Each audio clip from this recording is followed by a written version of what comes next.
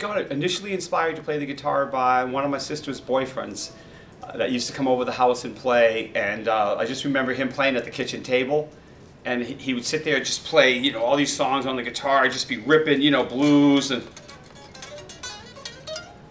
I just remember thinking his hand looked like a spider running up and down the neck. That's all I can remember. I was 14 years old, and I said to him, would you teach me some stuff? And he said, get a guitar and I'll give you some lessons, kid. So I got a cheap guitar, like probably a $40 Sears guitar or something, and he taught me the basic chords and got me started, and then I got really obsessed pretty quick. You know, I started playing guitar in the mid-70s, and for me it was, you know, Jimi Hendrix, you know, Jeff Beck I discovered pretty young. I discovered the Blow by Blow and the Wired album, and those were really big ones for me. But I liked heavy rock, but I liked, you know, stuff that got people to have a good time. In my band, we used to play a lot of Foghat. You know, we'd play those songs, you know.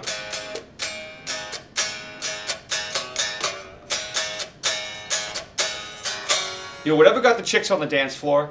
You know, there were guys that played the progressive rock and that played all this other music that was more complicated, but we liked to play music that was feel good. So we would do songs like that, and so that was the music that was kind of a big influence on me. The bluesy rock stuff, and then, you know, and then some of the heavier like Black Sabbath, Led Zeppelin, and things like that. I used to kind of get into somebody for a while, and I'd study like a lot of their stuff, you know, like Eric Clapton, you know, with the Cream. I'd study him, you know, Jimi Hendrix. I mean, I must have spent 2 months learning Little Wing by record, you know, just picking it up, you know, with all those chords. You know, I used to sit and nitpick all that stuff. So Hendrix, Clapton, Beck, later on Stevie Ray Vaughan, B.B. King, Albert King, all the blues guys. But I was into, you know, Tony Iommi from Black Sabbath, Al Di Meola, you know, caught my ear.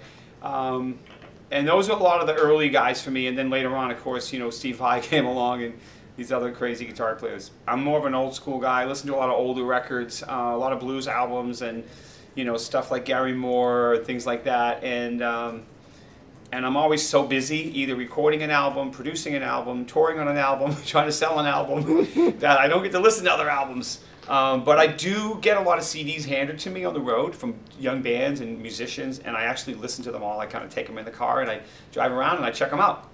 That's awesome. You know? And if I like it, I'll respond, and, you know, to people, and if they email me, I'll at least tell them, yeah, I listened, and give them some feedback, you know.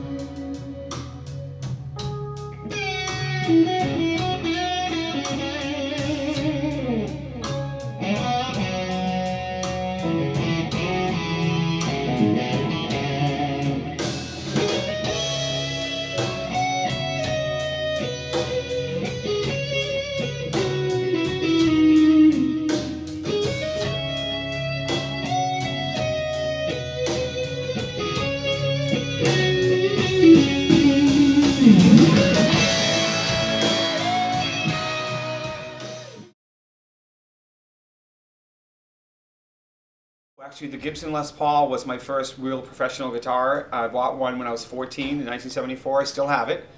And I played a Les Paul for 15 years. If you look at the back of the Jeff Beck album, Wired, he's actually playing a black Gibson Les Paul Standard. I took that album to a music store and said, I want that. I didn't really know what a Gibson Les Paul was.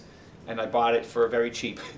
And so I played Les Paul for a long time, and then I started playing Hamer guitars, who made all the guitars for, you know, Rick Nielsen from Cheap Trick. They made all the crazy guitars with the 5 necks and stuff, and then one that looked like him. So they could make me anything I wanted. They could make me a Stradish guitar, a Les Paul type guitar, you know, something that was like a Paul Reed Smith. So I loved them. And then Fender approached me in 1996 to come over to their company, and I've been with them for 19 years. And I love Fender now. I just, you know, it's sort of like the sound of a lot of my favorite guitar players. You know, so as soon as I started playing a Strat, I'm like, oh, that's how you get that sound, you know. Yeah. But Les Pauls is still great. Yeah, man, there's so many things I could talk about. You know, the thing I say when you're first like a young guitarist, you're trying to get your stuff together, you know, work on your timing. You know, timing is so important, and your conviction, your attitude. So like if you're playing a simple scale, you know, play it like if you're doing like a, you know, a blues shuffle, and you're playing a scale, you know, you're just practicing.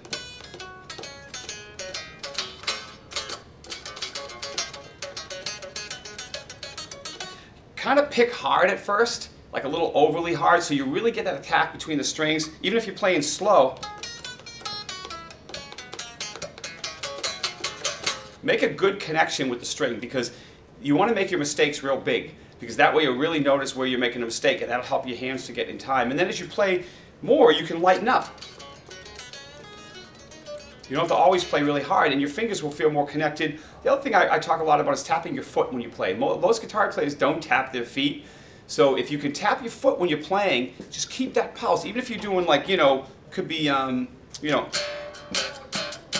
tap your foot. And keep that foot going, and practice playing leads while you keep your foot tapping, you know.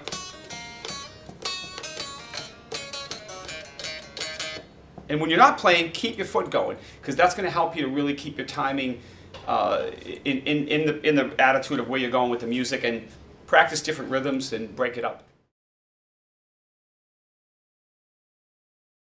You know, I think it's like anything. You know, you got to structure your time when you're going to practice your music and hone your craft, when you're going to write your songs, and when you're going to focus on your sounds and recording and software and technical stuff. I used to practice guitar 10 hours a day. Literally, for years. It was like a full-time job. But what I would do is I would play for an hour. I might play the blues for an hour, and then I'd stop and take a break for 10 minutes, and then I would start playing maybe my scales for an hour, and I would do different things for an hour. And if you do that and you structure your time that way, then you can get a lot more done and not just be doing the same thing over and over again. Like I would literally work on, you know, playing chords, you know, or finding like a blues rhythm that maybe I haven't played, and try to find some new chords and just focus on that stuff. Or then learn like a B.B. King solo note for note for an hour. Just sit there and try to learn a solo for note. Then you get the ear training. And the same thing with technical stuff. Pick your time in the day when you're going to do the technical stuff, and don't let it mix with the creative stuff. So yeah, if people want to get in touch with me, they can go to my website, GaryHoey.com. It's H-O-E-Y. It's like Joey with an H. Go to GaryHoey.com. My new album is called Deja Blues. It's a blues record. It's actually streaming on the website. You can kind of listen to it as soon as you hit the website if you're on the computer. And I've got some guitar tips, actually, a few little blues riffs and some exercises that I do that you can check out. And there's little audio tracks that you can play along with me. And then, you know, there's tour dates and stuff like that. And people can email me if they have questions. I actually answer my email when I can.